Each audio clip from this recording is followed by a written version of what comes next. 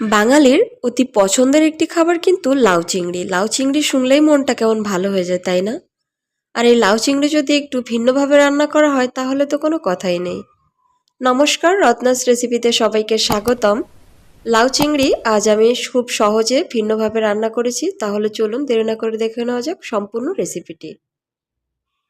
প্রথমে লাউ এবং চিংড়ি আমি ভালো করে কেটে ধুয়ে রেখে দিয়েছি।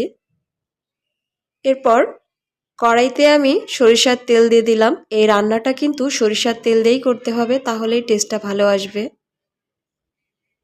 মাছগুলো ভেজে নেওয়ার জন্য আমি তেল গরম হয়ে যাওয়ার সাথে সাথে চিংড়ি মাছগুলো দিয়ে দিলাম, সেই সাথে লবণ এবং হলুদ গুঁড়ো দিয়ে মাছগুলো হালকা একটু ভেজে নিব। চিংড়ি মাছ কিন্তু বেশি ভাজলে স্বাদ নষ্ট হয়ে যায়, তাই এমন হালকা ভেজেই তুলে নিতে হবে। মাছ ভাজার এই তেলেই আমি রান্নাটা করব, এতে রান্নার স্বাদটা অনেক বেশি ভালো আসবে। এর মধ্যে একটা শুকনো লঙ্কা এবং গোটা জিরে দিয়ে আমি একটু ভেজে নিলাম। দিয়ে দিলাম পেঁয়াজ কুচি। আমি এখানে মিডিয়াম সাইজের 3টা পেঁয়াজ ব্যবহার করেছি। পেঁয়াজটা হালকা লাল করে একটু ভেজে নিব।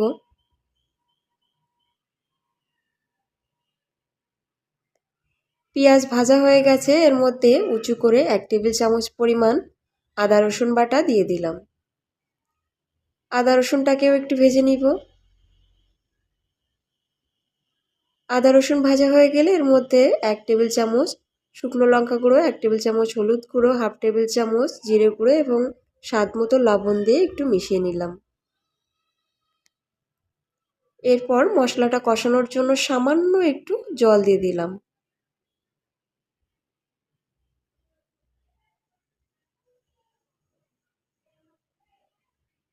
মশলা কষানো হয়ে গেলে এর মধ্যে আগে থেকে ভেজে রাখা চিংড়ি মাছগুলো দিয়ে দিতে হবে। চিংড়ি মাছটাকে এই মশলার সঙ্গে একটু কষিয়ে নিতে হবে। কষানো হয়ে গেলে সামান্য একটু জল দিয়ে চিংড়ি মাছগুলো রান্না করে নিতে হবে। চিংড়ি মাছে বেশি জল দেওয়ার প্রয়োজন নেই, অল্প জল দিয়ে এভাবে ঢাকা দিয়ে রেখে দিলেই চিংড়ি মাছ ভালোভাবে সেদ্ধ হয়ে যাবে।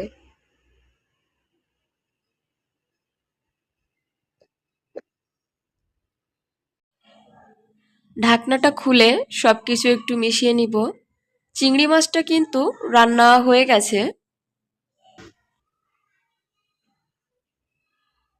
এর মধ্যে দিয়ে দিব আগে থেকে কেটে রাখা লাউগুলো। এখন সব কিছু একটু মিশিয়ে নিতে হবে।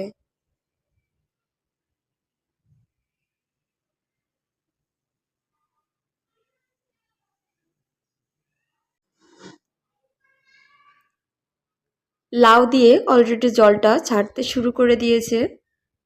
এখন ঢাকা দিয়ে রেখে দিব। লাউ থেকে যে জলটা ছেড়েছিল সেই জল দিয়েই অর্ধেকটা রান্না হয়ে গেছে, অর্থাৎ লাউ এবং আলুগুলো মোটামুটি সেদ্ধ হয়ে গেছে।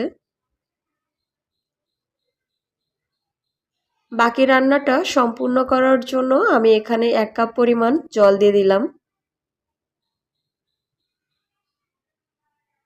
জল দিয়ে একটু মিশিয়ে নিলাম সব কিছু। এখন আরও 4 থেকে 5 মিনিট আমি এইভাবে রান্নাটা করে নিব। আবারও একটু মিশিয়ে নিলাম সব কিছু। রান্নাটা প্রায় শেষের দিকে, সব শেষে আমি সামান্য একটু ভেজে রাখা জিরে গুঁড়ো দিয়ে দিলাম। এটা অপশনাল, চাইলে দিতে পারেন আবার নাও দিতে পারেন, তবে জিরে গুঁড়োটা দিলে আমার কাছে মনে হয় খেতে একটু বেশি ভালো লাগে। রান্নাটা হয়ে গেছে, এখন চুলার আঁচটাকে আমি অফ করে দিব। ভিডিওটি যদি ভালো লেগে থাকে তাহলে অবশ্যই আমার চ্যানেলটিকে সাবস্ক্রাইব করে দিবেন, সেই সাথে পাশে থাকা বেল আইকনটি অন করে দিতে একদমই ভুলবেন না। একই সাথে যারা ফেসবুক থেকে ভিডিওটি দেখছেন তারা আমার পেজটিকে ফলো দিয়ে দিবেন এবং লাইক, কমেন্ট এবং শেয়ার করবেন। সবাই ভালো থাকবেন। নমস্কার।